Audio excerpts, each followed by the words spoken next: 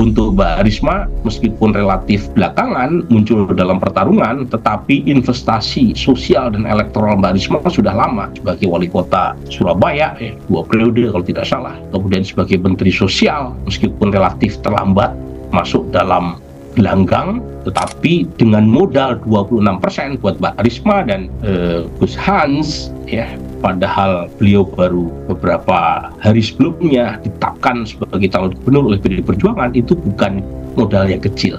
Selama Bu Risma memimpin sebagai wali kota Surabaya, kepala daerah di Surabaya, berkali-kali kota Surabaya mendapatkan penghargaan internasional pada waktu itu. Semasa menjadi wali kota, angka kemiskinan diturunkan. Kepemimpinan yang seperti ini yang kita butuhkan. Tidak bisa kita hanya bicara tentang bagaimana kemarin. Perlu gagasan yang baik tentang memimpin Jawa Timur ke depan. Oleh karena itu tagline dari Bu Risma dan Gus Hans ini udah jelas positioningnya. Resik-resik Jawa Timur, bersih-bersih Jawa Timur. Semuanya dibersihkan dengan baik. Ya, tata ruangnya dibersihkan, penataan birokrasinya dibersihkan dan dipercepat. Termasuk pemerintahnya harus bersih dari potensi pelanggaran-pelanggaran hukum, dari potensi korupsi yang itu sewaktu-waktu bisa kemudian menggagalkan keseluruhan gambaran visi tentang pemerintah. Itu yang kita ingin pastikan dari komitmen pasangan kita. Jadi kita sangat optimis apa yang kita lakukan ini sepenuhnya adalah tentang perjuangan gagasan. Dan saat 3 perempuan, 3 kader anak terbaik bangsa bertarung terkait dengan gagasan, kita yakin Bu Risma lah yang punya kapasitas untuk bicara itu paling banyak. Pilgub Jatim, pertarungan antara kuda hitam dengan kelompok Fufafa. Siapa yang menang? Assalamualaikum warahmatullahi wabarakatuh. Halo Sobat RJ, kali ini kita akan membahas Pilgub Jawa Timur 2024 yang sedang panas-panasnya. Pertarungan politik di Jawa Timur ini makin hari sudah semakin memanas. Di satu sisi ada kuda hitam yaitu Risma dan Gus Hans yang elektabilitasnya makin hari terus merangkak naik. Dan di sisi lain, 2 anak Presiden Jokowi, Gibran dan Kaesang secara kompak turun gunung untuk mendukung Khofifah Emil. Kok kayak ada aroma balas budi ya? Yuk kita kupas bareng-bareng. Mana yang lebih menarik, kuda hitam atau politik balas budi? Risma Gus Hans, kuda hitam yang menanjak. Siapa sih yang nggak kenal sama Risma coba? Sosok ibu-ibu yang tangguh, yang begitu terkenal, yaitu selama menjabat sebagai wali kota Surabaya. Bahkan menurut juru bicara tim pemenangannya yaitu Abdul Aziz, elektabilitas Risma dan Gus Hans terus naik tiap pekan. Kalau tiap minggu saja naik 7%, di akhir masa-masa kampanye sudah bisa diprediksi akan bisa tembus sampai 67%. Waduh, bisa jadi game changer dong. Kalau dilihat dari data dari survei Surabaya Survey Center atau SSC telah menyebutkan kalau elektabilitas Risma Gus Hans sekarang sudah di angka 32,1%, yaitu naik sebesar 7% dari minggu sebelumnya.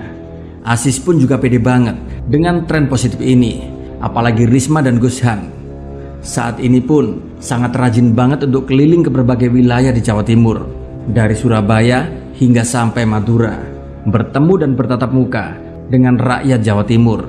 Atau di sini ada istilah kulakan masalah rakyat. Mantep gak tuh?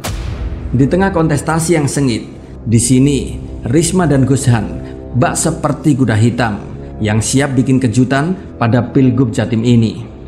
Tapi sob, meskipun hasil survei dari Risma dan Gus Hans terus naik, kita juga nggak boleh lupa kalau Jawa Timur itu salah satu daerah yang paling krusial di Indonesia. Apalagi buat koalisi pemerintahan. Koalisi Kim Plus di sini sudah pasti akan tampil secara all out untuk mendukung pasangan Khofifah dan Emil. Makanya nggak heran kalau kubu Jokowi langsung mengirim pasukan. Siapa lagi coba kalau bukan tangan kanannya yaitu Bahlil beserta anak-anaknya yaitu Gibran dan Kaesang. Sudah tentu mereka akan tampil secara all out, mati-matian mendukung Khofifah dan Emil. Sudah tahu kan koalisi ini bagaimana cara mereka menyusun strategi? Yaitu dengan menghalalkan segala cara. Coba deh, mari simak video Bahlil berikut ini. Cara apapun lakukan, yang penting menang. Satu aja, jangan labrak aturan. Kalau labrak aturan, yang penting jangan ketahuan.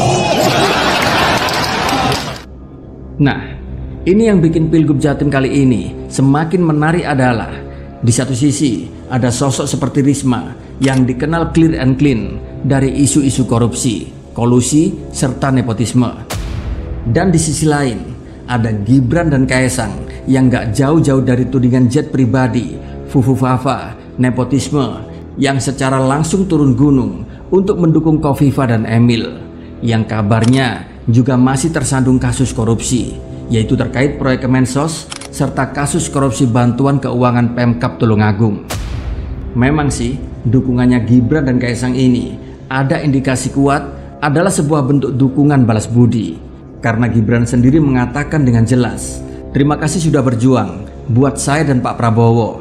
Sekarang giliran saya untuk membantu Bu Kofifa dan Pak Emil. Bapak Ibu semua, terima kasih sudah berjuang, sudah berkeringat, dan hasilnya juga sangat memuaskan. Sekarang ini gantian saya yang membantu Bu Kofifa dan Pak Emil Dardak, dan saya mohon Bapak Ibu semua mesinnya tetap dipanaskan. Jadi kita doakan yang terbaik untuk beliau berdua. Semoga semuanya dilancarkan, dan yang paling penting nanti pemerintah pusat, pemerintah daerah itu tetap bisa bersinergi dengan baik, tetap satu visi misi untuk memajukan Indonesia menuju Indonesia Emas 2045. Kalau gini ceritanya, inilah yang namanya politik balas jasa, iya nggak? Ya kita tahulah, Kofifa dan Emil sendiri punya hubungan yang sangat dekat dengan pemerintah pusat, yang khususnya Pak Jokowi. Gibran bilang kalau Kofifa menang, sinergi antara pemerintah daerah dan pusat bakal makin kuat. Ya pastilah, ke depan kan bisa sama-sama saling melindungi ya. Tapi sob, pertanyaan kritisnya adalah, apakah politik balas budi ini akan lebih dominan daripada rekam jejak dan prestasi? Banyak orang mengatakan politik balas budi adalah politik yang tidak sehat buat sebuah demokrasi. Apalagi sampai Bahlil bilang, nggak apa-apa tabrak aturan, yang penting jangan ketahuan. Memang di sini banyak pengamat mengakui saat ini Risma harus berjuang ekstra keras karena harus melawan lawan yang mendapat dukungan penuh dari kekuasaan. Tapi di sini Risma sangat optimis bahwa rekam jejak dirinya sebagai wali kota Surabaya dan menteri sosial, masyarakat pasti bisa menilai sendiri. Bagi warga Surabaya sih, memang saya yakin ya, hampir 80% akan mendukung Risma untuk maju dalam Pilkada Jawa Timur. Karena hampir sebagian besar masyarakat Surabaya sendiri sudah mengakui di bawah komando Risma selama menjabat sebagai wali kota, Surabaya berkembang begitu sangat pesat. Bahkan banyak penghargaan dari luar negeri ditorehkan oleh Risma dalam membangun kota Surabaya. Selain tegas, Risma juga terkenal sangat dekat dengan rakyat. Walaupun dirinya tak pernah lempar-lempar kaos dan bagi-bagi sepeda seperti halnya Mulyono. Dan kalau kita lihat dari data dukungan politik, Risma dan Gus Han memang terkesan murni dari kerja keras tim pemenangannya. Hingga hari ini, mereka pun aktif turun ke lapangan, kampanye dari pintu ke pintu, dan berhasil menyentuh berbagai kalangan, dari kaum muda, pesantren, hingga aktivis anti korupsi. Dan mungkin inilah yang juga menjadi faktor serta alasan kenapa elektabilitas mereka terus naik. Sementara itu, Kofifa Emil sudah lebih dulu punya posisi aman sebagai petahana. Dan bila mereka menang, di sini ada dugaan bisa jadi karena ada campur tangan politik kekuasaan. Akhirnya Sobat RJ, kita sebagai rakyat harus lebih cerdas melihat permainan politik ini. Mau pilih yang mana? Pemimpin yang benar-benar kerja buat rakyat, atau pemimpin yang terpilih karena ada titipan keluarga besar? Demokrasi ini harusnya milik semua orang, bukan milik segelintir keluarga yang pegang kekuasaan terus-terusan. Dan saat ini kita dihadapkan sama pilihan sulit. Apakah kita mau politik yang benar-benar jernih, bebas dari KKN, atau malah makin terjebak dalam politik kotor, politik dinasti yang bisa merusak demokrasi? Yuk kita jaga demokrasi kita ini dengan cara yang cerdas serta bijaksana.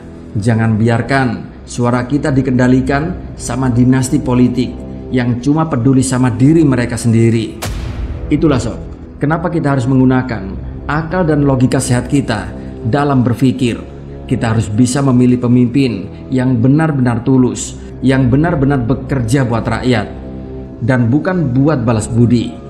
Oke sob, terus pantengin channel RJ ini ya, buat update berita-berita politik menarik lainnya.